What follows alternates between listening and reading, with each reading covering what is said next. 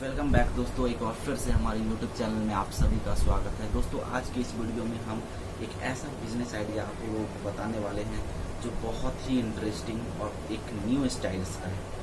ये कहीं भी आपको देखने को जल्दी नहीं मिलता है। ओके, तो चलिए स्टार्ट करते हैं। सबसे पहले आगे बढ़ने से पहले दोस्तों, जिन लोगों ने हमारे इस YouTube चैनल्स को सब्सक्राइब नहीं किया है, बेल आइकन को क्लिक नहीं किया है, वो सबसे पहले वो कर ले ताकि न्यू अपडेट्स जो है आपको मिल सके।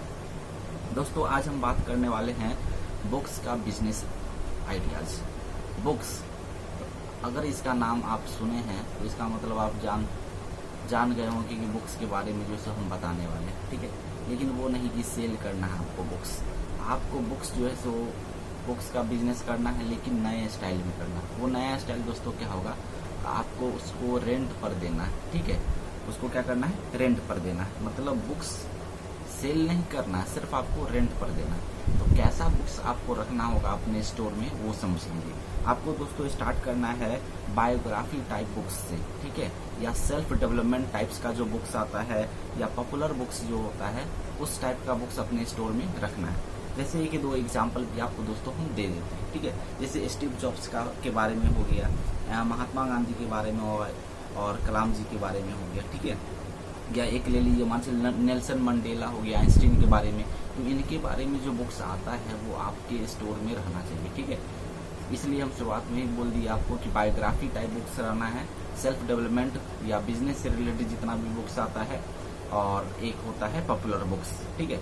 तो वैसे कैटेगरीज का जो बुक्स होता है वो आपको रखना है, ठीक है। एक होलसेलर से परचेज कर लेना है सबसे पहले और अपने स्टोर में रखना है, या आप घर से करना चाहते हैं तो घर पे भी रख सकते हैं, ठीक। और उसके बाद क्या करना है, जितना भी उसका MRP है दोस्तों, उसका जितना भी प्राइस है उस पे उसको तो नहीं देना है। जैसे मान के चलिए एग्जाम्पल से आसानी से आप समझ पाएंगे कि कोई बुक्स है, ठीक है, जिसका प्राइस है मान के चलिए 300 रुपया।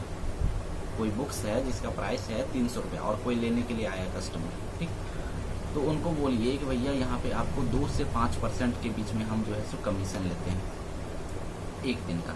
अब मान चलिए एक बुक है जिसका प्राइस है 300 रुपया। कितना है, 300 रुपया, और आपको 2% यहाँ पे रेंट लगेगा। क्या लगेगा, रेंट लगेगा। बस रेंट लगेगा 200 रुपया। आप ये बुक से ले जाए और इसका डिपॉजिट जो है सो आपको पैसा जमा कर देना। अगर 300 रुपया इसका दाम है तो 300 आपको जमा कर देना, ठीक है। और जितने दिन आप रखिएगा उतने दिन जो है सो 2% या 5% अगर उस किताब है तो वो हम काटेंगे उसमें, ठीक है। आपको रेंट पे करना है।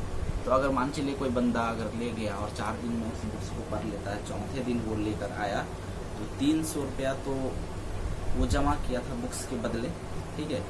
उसी 300 रुपया में से आपको जो है सो 2% जो है सो अपना काट लेना 4 दिन का, और बाद बाकी का पैसा उसको रिटर्न करना। तो यही मॉडल है बिजनेस रेंट पे कैसे दिया जाता है। और ये आज जो है सो बहुत ऐसा स्टेट है जहाँ पे ये आसानी से चलता है, जैसे दिल्ली में, पटना में, और ये दरभंगा में तो अभी फिलहाल में चल रहा है और बहुत ही बढ़िया चल रहा है। जहाँ पे स्टूडेंट का अड्डा होता है, स्टूडेंट जोन होता है, वहाँ पे ये बहुत ही कारीगर सिद्ध होता है ये बिजनेस आइडियाज, ठीक है।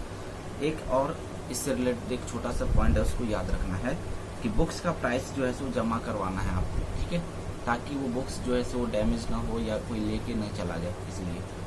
उसके बाद दोस्तों आपको क्या करना है, इसी बिजनेस को दोस्तों लाइब्रेरी का बिजनेस भी कहते हैं। आगे ले जाकर के जो है बुक्स हब भी जो आप खोल सकते हैं। बुक्स हब स्टोर जो होता है वो भी आप एक बड़े पैमाने पे खोल सकते हैं, ठीक है। आपको क्या करना है, होलसेल से कुछ बुक्स जो है सो अच्छा क्वालिटी का, अच्छा रेंज का, अच्छा वैरायटी का जो है आपको ले लेना है, ठीक है। दोस्तों आपको एक चीज़ और बता देते हैं कि इसमें जो है आपको इन्वेस्टमेंट जो है बहुत कम लगने वाला है। इसलिए कम लगेगा क्योंकि आपको सेलिंग के लिए जो है बुक्स को जो है परचेज नहीं करना है।